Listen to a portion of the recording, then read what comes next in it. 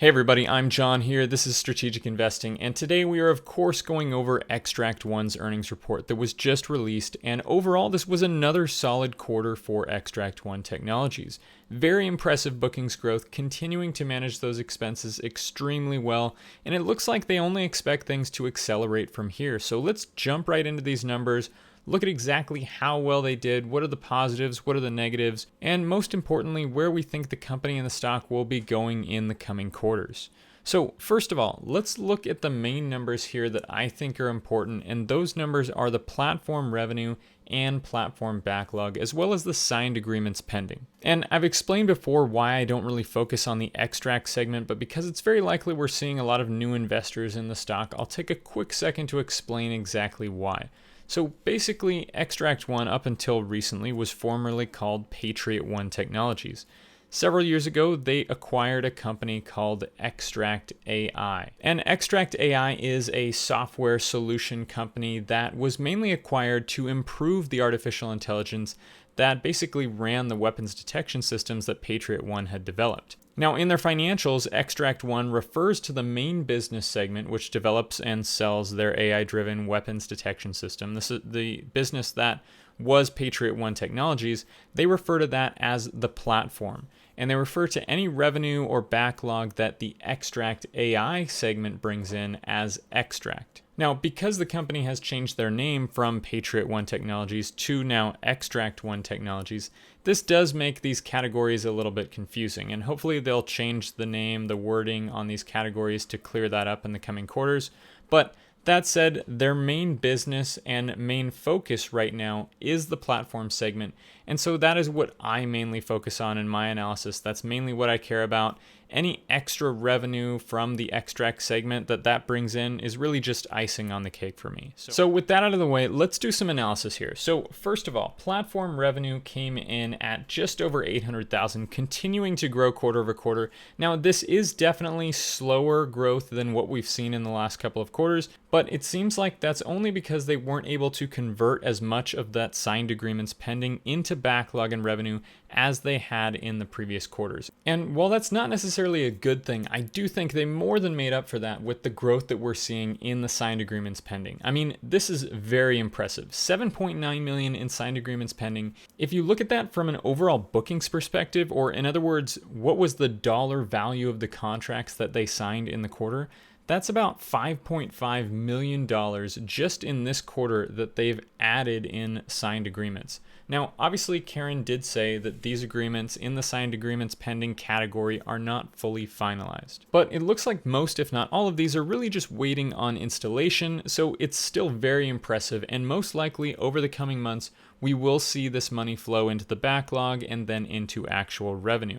And if this type of growth continues, we should see some very significant progress towards profitability in the next several quarters. And speaking of that, one of the ways that I like to measure this growth towards profitability is one of the charts that I have here. And I'll probably post this image with all of the different charts that I look at in my Discord server, so you guys can take a look at that if you want to do your own analysis.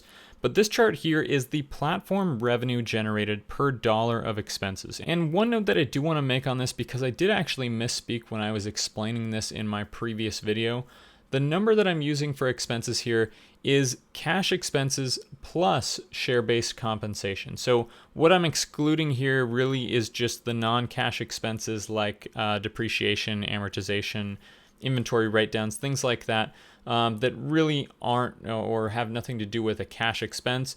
I did choose to include stock-based compensation because I think it is still something that really should be looked at as kind of an expense in the company. If you talk about, financials in the US, GAAP accounting, right? If you look at GAAP profitability versus non-GAAP, GAAP profitability always includes, or GAAP metrics always include stock-based compensation. And so that's kind of why I'm including it here in an effort to almost be a little more conservative as well with these estimates here. So what we're looking at here is platform revenue, again, specifically platform revenue, compared to cash expenses plus stock-based compensation. And so again, what we want to see here is this number get all the way up to $1. That would be break even, and then continue past that into profitability. So you can see in this quarter, we did move up from 16 cents per dollar of expenses in the last quarter to now about 19 cents.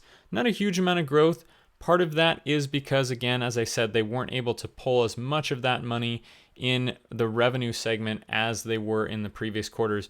But again, still seeing some nice growth, some nice progress towards profitability. And one of the main reasons actually that we're seeing this number continue to rise, that we're seeing this continued progress towards profitability, aside from the revenue increase, is really the way that they've been able to manage their expenses. And honestly, this might be the most impressive part out of this earnings report. I mean, if you look at this chart here, you can see the expenses in red and the platform revenue in blue. And these are the actual true expenses. These are the full expenses that they give in their report. And you can see here, we're continuing to see declines in expenses, while at the same time, revenue is growing at a very fast pace. If you look at just Q4 here of 2022, where we see this peak in expenses, revenue from this point to where we are now has grown over 200%, while expenses have declined by 27%. Yes, declined by 27%. I mean, all I can say really is job well done to the Xtract One team here. Really great job on those expenses and the revenue.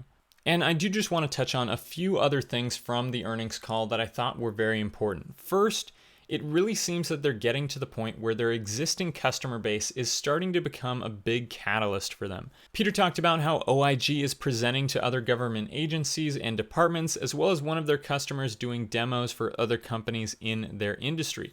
This is really going to be an inflection point where they go from a company that they were kind of before, where nobody really knows them and they have to convince customers to take a chance on them.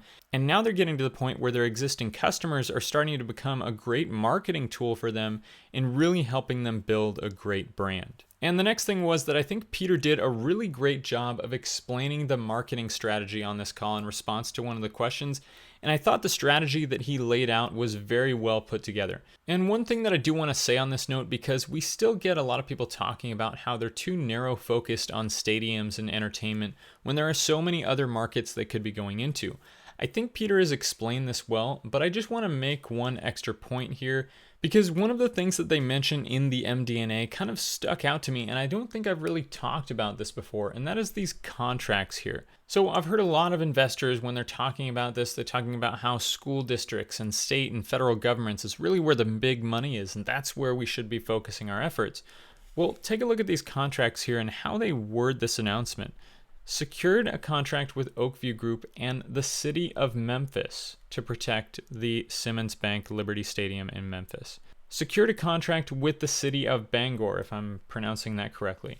Now, the reason I bring this up is if you look at these stadiums, these arenas, a lot of times the city is the one that actually owns the stadium. The city is partly who you're signing the contract with, as they mention here. So think about that, because, as Peter has mentioned, obviously one of the main reasons, if not the main reason, that they go for the stadiums and the arenas and entertainment centers right now, they already are using metal detectors. They already have the budget for it. You're just giving them a better solution to spend their money on, right? But the other thing here is you're allowing yourself, while getting paid to do so, to introduce your technology to these cities, to these states, right? To the parents who are bringing their kids to these games, to the teachers who are going to the games at their cities, right? You're introducing this technology to them, getting them used to it, marketing it to them essentially, to not only the city, but to the residents, as I said, the teachers, potential students, parents, right? You're essentially getting paid now to market this to them, and it's going to be much easier for them with their foot in the door, with kind of a proof of concept, if you will, to now get into the government buildings and to the schools and whatnot. So if you think about that, if you think about, we should be focusing our efforts on schools and, state governments, federal governments, things like that, this is almost actually a more efficient way to get into those markets while still getting paid for it, because, you're getting the contract with the sports arena or the stadium or whatnot, right? So that's just something I wanted to touch on. I think that could be really eye-opening for a lot of people when thinking about, where the focus should be on marketing and things like that. I think, honestly, that's a great aspect of the strategy, for going for these entertainment centers, arenas, and stadiums. And the last thing that I want to touch on is Peter's response to the question about uplisting to the NASDAQ. Obviously, I do agree with him. I think it's something that they should eventually do. And I especially liked and agree with the part where he said that they want their business to be in a position where they can give accurate guidance, which also will allow Wall Street to kind of better form their expectations for what we're going to see quarter over quarter, because Wall Street really does like a business that they're able to predict, and they also do like, obviously, the results to come in line with their expectations. So if we're still at a point, where revenue could be choppy depending on where contracts fall and when they're actually able to convert that from signed agreements pending into backlog and then into revenue, right? We want to be at a point where that's more of a fluid, more of a predictable, steady process. We have an understanding of how and when contracts will kind of flow into that and how long that's going to take. So I did really like that answer. Unfortunately, that may mean that there's still going to be some time until we do get the uplisting to the NASDAQ.